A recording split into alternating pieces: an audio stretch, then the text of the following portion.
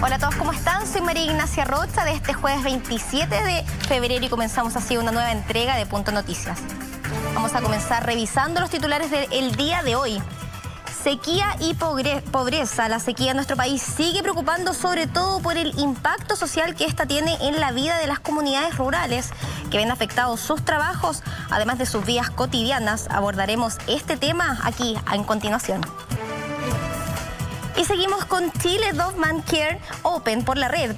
Repasaremos cómo les fue a los chilenos en la jornada de ayer y visualizaremos el debut de nuestros compatriotas Cristian Garín en el torneo. Todo eso a continuación acá en Punto Noticias.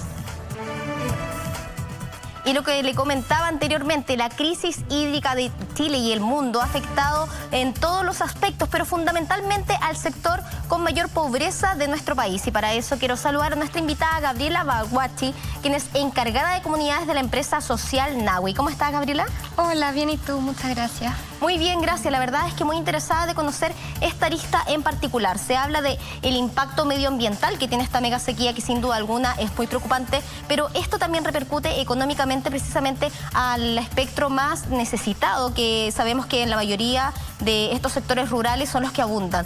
¿Cuál es el impacto real de esta sequía, si es que se ha cuantificado, más allá de lo que significa en lo cotidiano de estas personas?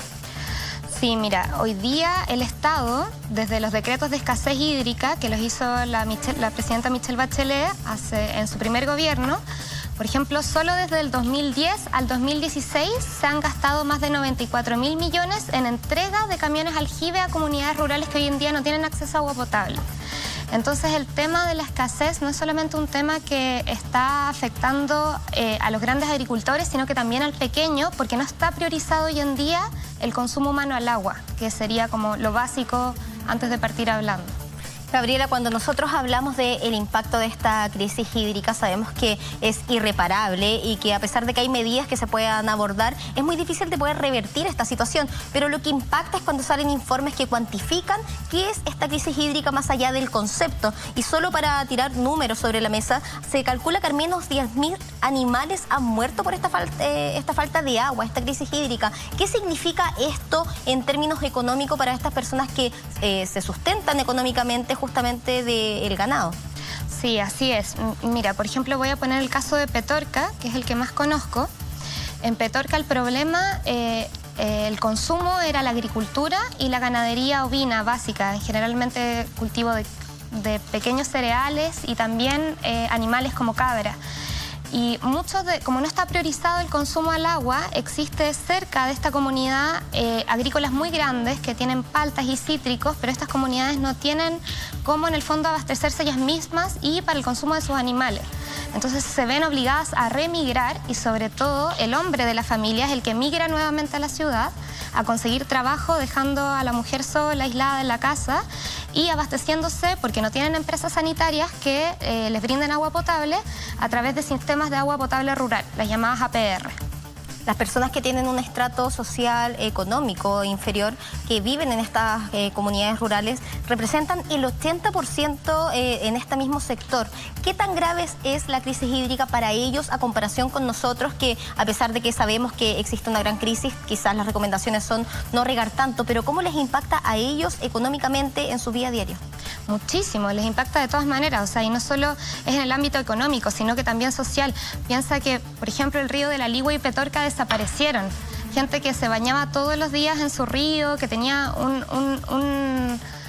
era como una lógica cultural, ir a hacer un picnic, estar en el río, compartir, y ahora eso ya no está. Entonces, económicamente se ven afectados, ambientalmente se ven afectados y socialmente y culturalmente también.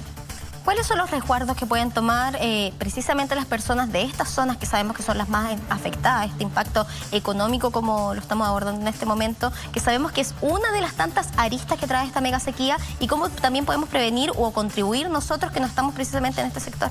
Sí, mira, lo que han hecho las comunidades ahí es súper interesante porque se organizaron y exigieron a la municipalidad de Petorca crear una oficina de asuntos hídricos. Y en esta oficina de asuntos hídricos se preocupa de gestionar, administrar y ir con la misma comunidad a intentar conseguir agua de diferentes maneras, haciendo un pozo más profundo. Entonces, generalmente se habla de que la estrategia de gestión del agua es estatal o del mercado. pero hay toda una estrategia de gestión comunitaria que estas nuevas prácticas están demostrando y que sí consiguen agua en periodos de mucha escasez a través de diferentes medidas, pero pareciera ser una alternativa al modelo que existe actualmente.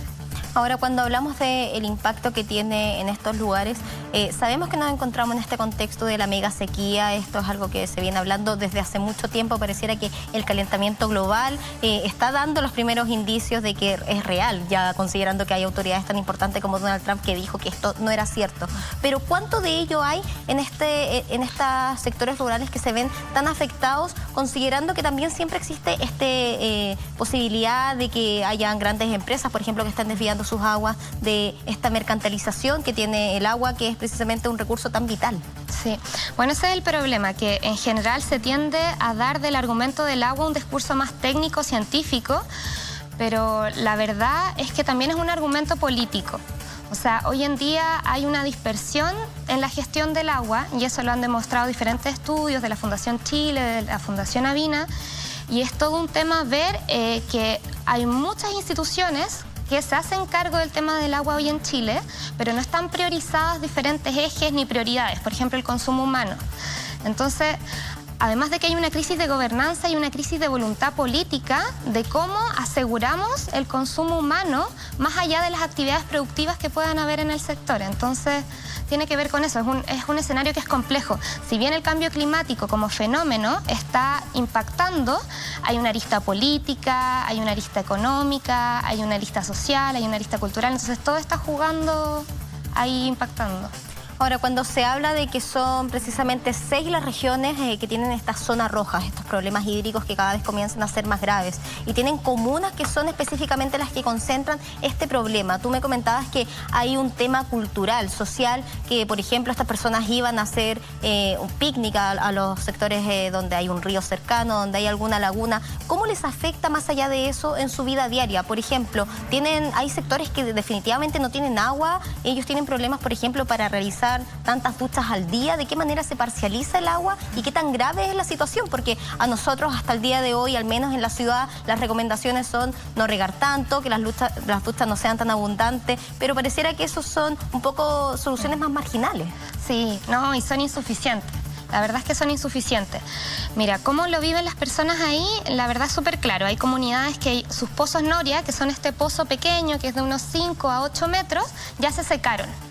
Entonces, para construir otro pozo tienen que construir un pozo más profundo. Y para eso, por ejemplo, para las asociaciones de agua potable que pertenecen al Ministerio de Obras Públicas, tienen que solicitar una reconstrucción de ese pozo para hacerlo más profundo y poder sacar agua nuevamente. Pero eso se demora, tiene un montón de trámites. Entonces lo que terminan haciendo es pidiendo a la gobernación o a la municipalidad que les transporte un camión aljibe, y va un camión y les lleva agua directamente, pero son muy pocos litros por segundo los que le entrega.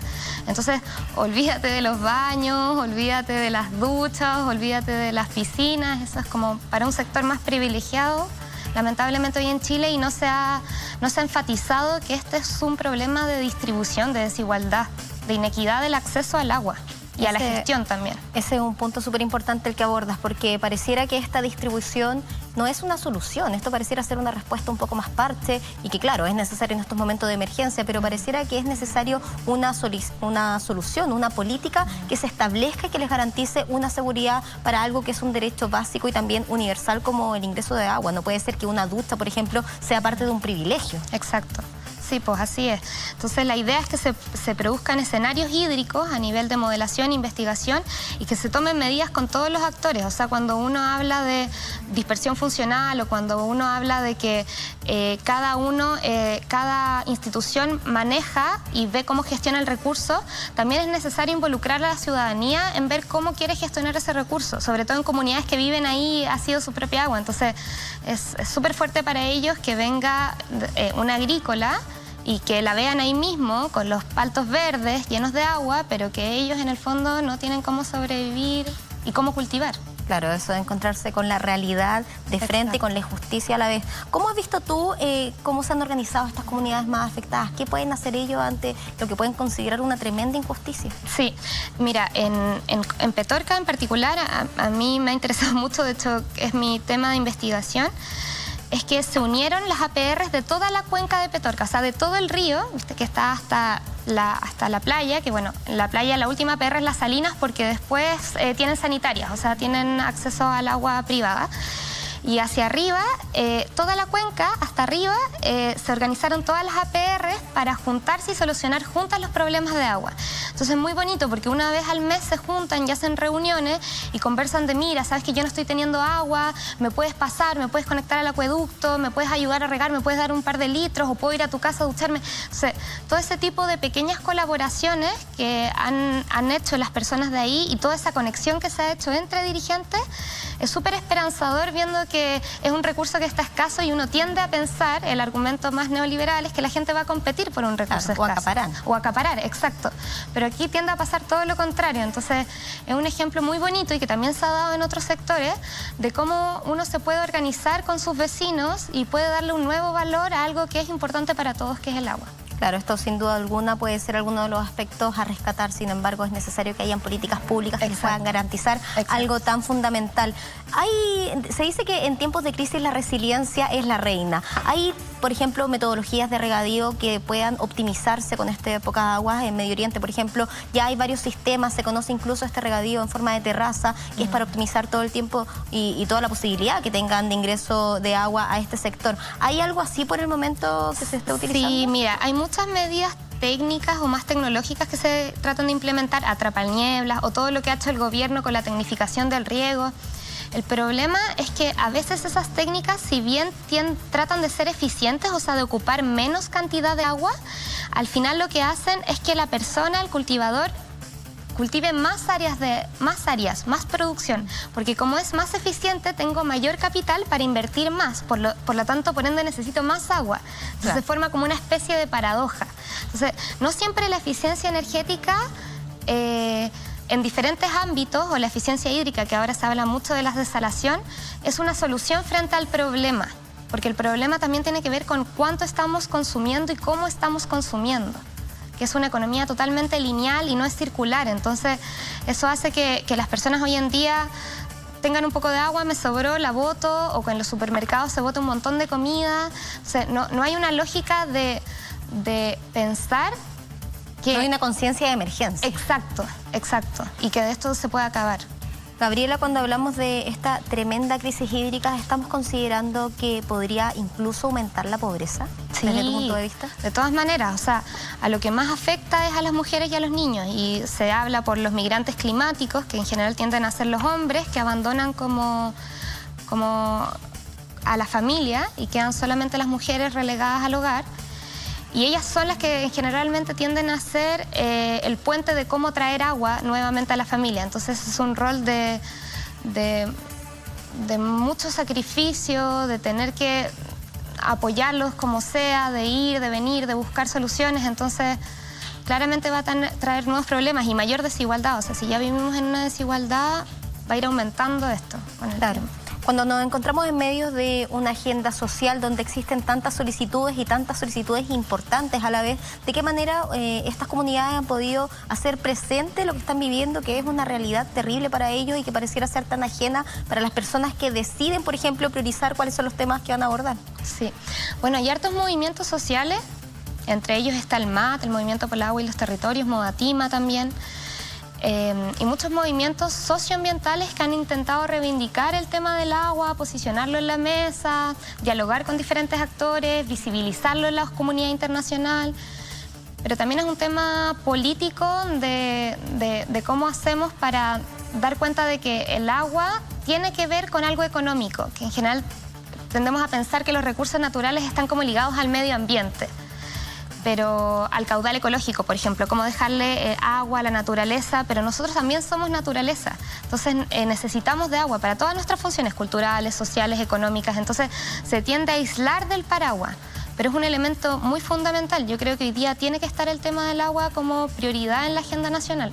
Si es que tú tuvieras que al menos proponer alguna solución, entendemos que a nivel país hay varias solicitudes que se están haciendo y que no dejan de ser tan importantes, pero por ejemplo en líderes un poco más cercanos como los alcaldes, ¿hay alguna solución que puedan entregar ellos más allá de estos camiones aljibes que a pesar de ser preciados son un poco parche para hacer una solución de algo tan vital?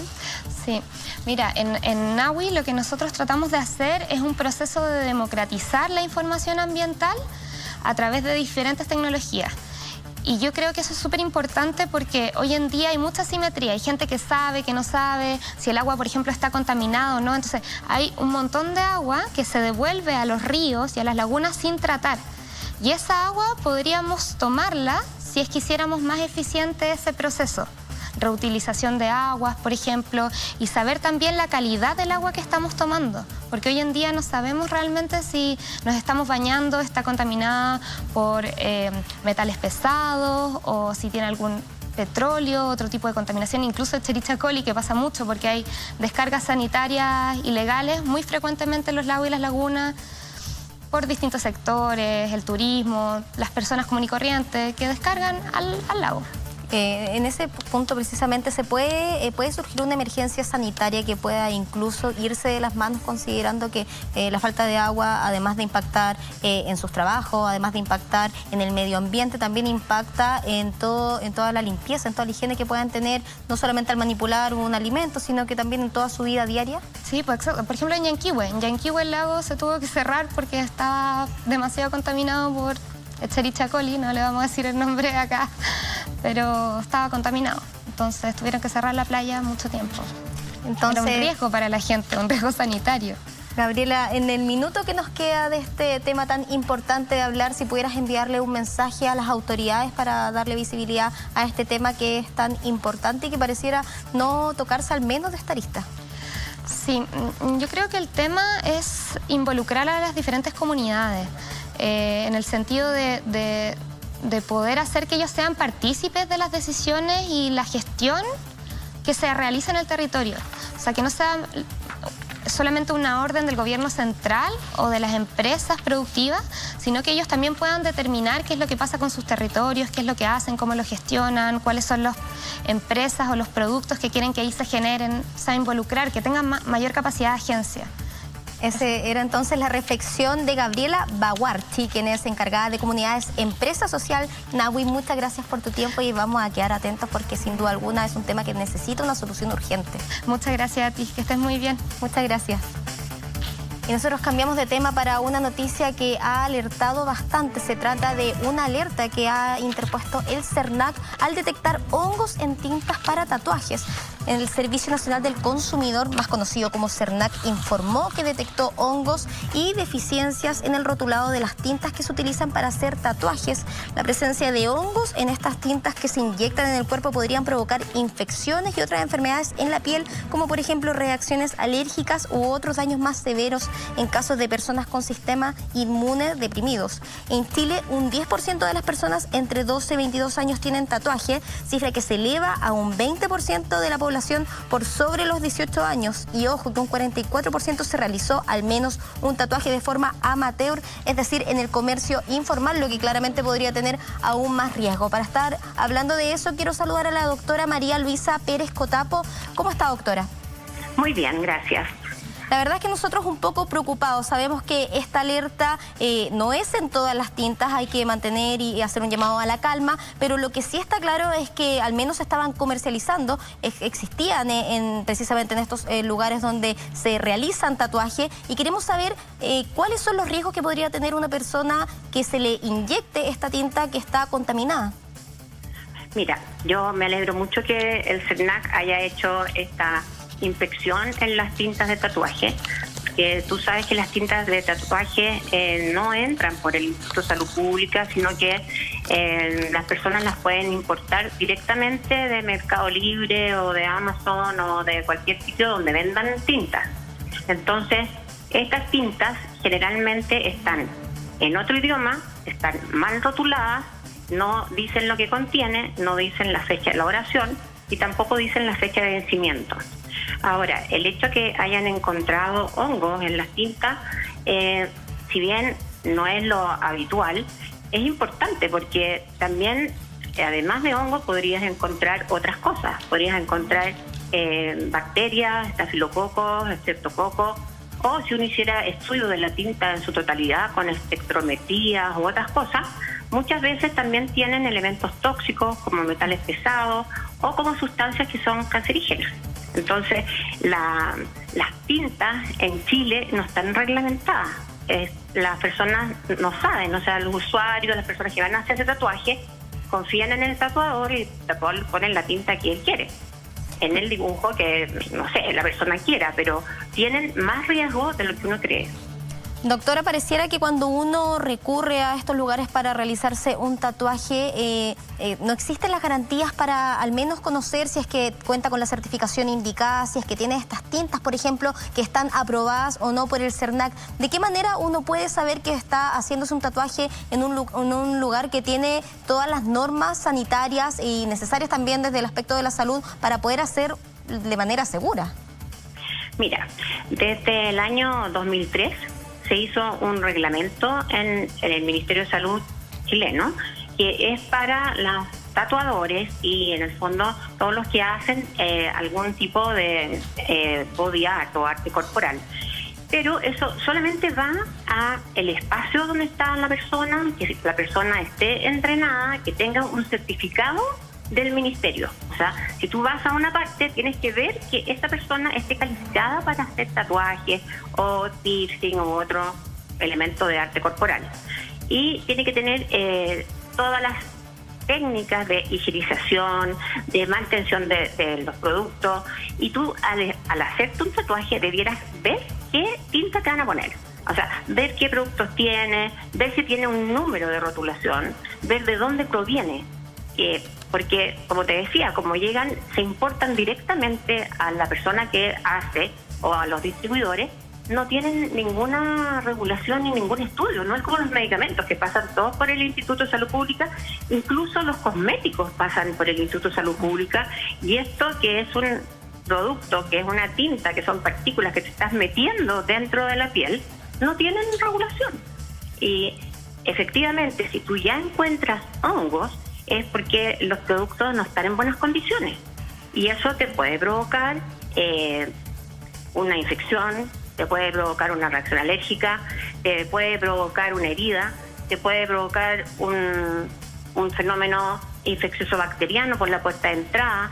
Entonces, es bastante riesgoso y siempre tiene que haber la regulación de que los tatuajes no se pueden hacer a menores de 18 años si no tienen la autorización o si no van con un tutor. O sea, no es cosa de hacer un tatuaje a cualquier persona. Claro, sobre todo considerando que son productos que se alojan de manera permanente en el cuerpo. Pero Exacto. Doctora, más allá de que yo vaya a un lugar donde pueda haber el certificado de la persona que me va a realizar el tatuaje, o más allá de que yo sepa que este local cuenta con la patente idónea, al, por ejemplo, preguntarle cuál tinta va a utilizar, ¿cómo puedo yo saber si es que efectivamente es una tinta apta, es una tinta que está normada por el CERNAC? ¿Es necesario, por ejemplo, ver una fecha de vencimiento? Sí, Hay o sea, cierta... tiene que tener una rotulación. Es igual cuando tú compres un medicamento que dice qué es lo que tiene, cuál es la fecha de elaboración, cuál es la fecha de vencimiento, qué productos tiene, cuál es el excipiente, en esto también. Y estas deben estar en español. O sea, debiera estar en español, pero no en chino. O sea, ahí no tienes idea de qué es lo que está diciendo. Tener una rotulación de alguna marca que te dé confianza. O sea, porque no se trata de hacer una importación de Corea o de Brasil si no sabes de dónde provienen. Claro, lo complejo de este tema es que eso es un mercado un poco más desconocido, entonces uno no sabe cuál es la tinta que tiene, por ejemplo, mayor reputación o que es más confiable versus otra que uno puede pensar que está rotulada, pero no sé si es que realmente cuenta con las garantías. Independiente a que se haya detectado la presencia de hongos, también en otros casos que podría ser aún mucho más graves de metales, ¿qué otros riesgos incorporados tienen el realizarse un tatuaje? Mira, como te decía, el reglamento de tatuajes en Chile solamente va hacia que tú tengas confianza en la persona que lo hace. O sea, él tiene que tener una certificación. Que el establecimiento donde lo hacen tenga todas las medidas higiénicas. Que la persona tenga un registro de todas las cosas que ha hecho, los pacientes que tiene, los nombres que tiene, las complicaciones que ha tenido. Ahora, en relación a lo que tú me dices, yo creo que el tatuaje uno tiene que conocer que puede tener complicaciones más allá de lo que se ha visto. Y los tatuadores o las personas que hacen este arte corporal generalmente no ven las complicaciones, porque las complicaciones las vemos los dermatólogos o los médicos a los cuales asiste el paciente tatuado. ¿Te fijas? Entonces, como que muchas veces minimizan las complicaciones porque ellos prácticamente no las ven. Doctora, cuando leíamos este informe del CERNAC, hablaba de que las consecuencias de haber utilizado, por ejemplo, estas tintas con hongos, se hacían aún más severas cuando las personas son alérgicas. Pero ¿cómo puedo saber yo si es que efectivamente soy alérgica a la tinta del tatuaje? ¿Debería realizarme un test cutáneo, por ejemplo, antes de realizarme cualquier tatuaje? Lo que pasa es que eso depende mucho qué tipo de tatuaje te vas a hacer, qué color te vas a poner, si es un tatuaje artesanal, si es un tatuaje profesional, porque tienen muchos productos. La mayoría son sustancias orgánicas, pero le ponen otros productos que son inorgánicos para que se preserve, para que dure más el tatuaje. Entonces, no es cosa de hacerse un test cutáneo, porque los test cutáneos no tienen los elementos que tienen las tintas, como es, no sé, algunas sustancias aromáticas, metales pesados, cadmio, fierro, etcétera. El hecho de que tengan níquel, eso tú lo podrías testear, pero estabas testeando un solo producto. Claro. Y acá lo que se vio fueron solo las tintas negras. O sea, no se hizo revisión de las tintas de colores, que son las que más alergias dan. Claro, el CERNAC explicó que se hizo la prueba en tintas negras porque eran las que se utilizaba en mayor medida, pero de todas maneras el riesgo está en todos los colores, en el fondo. Exacto. Ahora, doctora, sabemos que todas las intervenciones que uno se vaya a hacer en el cuerpo siempre van a tener comprometido algún nivel de problema, siempre hay un riesgo de por medio, claro. ¿Qué recomendaciones daría usted de, por ejemplo, si es que existen lugares en el cuerpo para realizarse tatuajes que puedan tener menor riesgo o esto da igual? Mira, efectivamente esta pregunta es bien importante porque los lugares que están fotoexpuestos, o sea que te da la luz solar o que tú tienes mayor exposición solar, son más riesgosos porque hay muchos productos de las tintas que se degradan con el sol, con la luz, que es la fotodegradación. Y esa degradación de productos, algunos son cancerígenos. Entonces, a la larga, en las zonas fotoexpuestas tienes más riesgo. Doctora, hay muchos mitos relacionados a los tatuajes. Incluso en algún momento se hablaba de que uno no podía ser donante sanguíneo si es que tenía algún tatuaje. ¿Eso se descarta por completo? ¿No hay otras limitaciones que uno podría tener al momento de hacerse un tatuaje? O sea, eso es una reglamentación que hasta el día de hoy corre. Personas que tienen muchos tatuajes en el cuerpo hechos en menos de 2 años, generalmente te los rechazan para dadores de sangre. Pero son para muchos tatuajes. ¿Hay algún porcentaje? Si una persona tiene solo un tatuaje, por ejemplo, ¿puede ser donadora? Sí. O sea, si es un tatuaje pequeño, sí. Pero si está toda la superficie corporal tatuada o tiene más del 50%, se rechaza. Perfecto. Doctora, para seguir entendiendo, si una persona toma la decisión, incluso consciente de estos riesgos de realizarse un tatuaje, si es que identifica que se lo va a hacer en un lugar seguro, que le representa todas las garantías, al menos para cuidar su salud, ¿qué recomendaciones le podría dar usted? Porque independiente de realizárselo en un lugar correcto y con los elementos necesarios, sabemos que estos podrían tener complicaciones después. Entonces, ¿qué medidas les daría usted para prevenir complicaciones? Mira, yo creo que el hecho de hacerse un tatuaje siempre puede llevar a un riesgo, porque no hay en este momento mediciones ni exámenes que sean perfectos para descartar todos los riesgos que te pueden hacer las tintas. O sea, uno no hace análisis de la tinta que te van a poner, si tiene microbacterias, si tiene hongos, si tiene metales pesados, etcétera. Hay muchos pacientes que hacen reacciones en las zonas donde se hicieron el tatuaje. O sea, no está libre. Ahora, obviamente si te vas a hacer uno, tienes que hacerlo en un lugar confiable, en un lugar que te dé la certeza que es un lugar limpio, que tiene un certificado de higienización y que la persona que lo hace está entrenada. Y la persona que lo hace tiene que tener vacuna del virus de hepatitis C, de virus de hepatitis B, tiene que tener todos los conocimientos de los riesgos. Doctora, ahora, sí. Si tú me preguntas, los tatuajes tienen menos riesgo que los piercings. Doctora, ¿hay alguna edad propicia para realizarse los tatuajes? ¿Los riesgos son mayores o menores dependiendo en la edad en que yo decida realizarme uno, o esto da igual y los riesgos siempre van a ser los mismos? No, yo creo que los riesgos son importantes en las personas que tengan alguna enfermedad, que sean inmunosuprimidos, que tomen medicamentos o que tengan conductas de fijas promiscuas, cosas, van a tener más riesgos. ¿Por qué, doctora? Para ir entendiendo el tema, ¿por qué una persona, por ejemplo, promiscua podría tener más riesgos si es que se realiza un tatuaje? Porque generalmente las relaciones promiscuas también te llevan a otro tipo de enfermedades de transmisión sexual. Entonces, el hecho de tener un tatuaje reciente, tienes muchas puertas de entrada para comprometerte con alguna infección. Perfecto, se entiende, doctora. Ahora, cuando se hablaba de tatuajes antiguamente, uno lo relacionaba más a la población joven e incluso en algún momento se hablaba de que era mayoritariamente en hombres. Sabemos que esta es una realidad que ha ido cambiando con el tiempo. Pareciera que los tatuajes son un gusto un poco más transversal e incluso la tendencia ha evolucionado en términos cosméticos. Se habla incluso del microblending, que es este tatuaje, por ejemplo, en las cejas que se realizan muchas mujeres con fines cosméticos. ¿Esto igual incorpora riesgos? ¿Son los mismos tipos de tatuajes? También, o sea, todos estos como tatuajes permanentes de maquillaje, como son las líneas en los ojos, también tienen los mismos componentes en las tintas, pero tiene una mayor regulación, tanto en Estados Unidos como en Europa. Ahora, ¿cuál era la otra pregunta que me hiciste? En el fondo, saber cuáles son las garantías que yo puedo pedir y si voy a realizarme, por ejemplo, un microblending o un tatuaje con un fin estético, no a un lugar de tatuajes precisamente, sino que a un centro de estética, ¿debo pedir también la certificación de la persona que lo va a realizar? Sí, tienes que pedir certificación de que esté entrenada, de cuáles son los productos que usa, de ver si tienen rotulación, ver fecha de vencimiento, qué tipo es y todo. Esas son las recomendaciones entonces de la doctora María Luisa Pérez Cotapo. Muchas gracias, doctora, por su tiempo. Muchas gracias, de la Clínica Las Condes, siempre aportándonos con especialistas. Muchas gracias. Ya, gracias a ti. Chao. Y nosotros nos vamos a un breve corte comercial y regresamos con más Punto Noticias. Y también quiero despedirme de ustedes, nosotros regresamos mañana con Punto Noticias.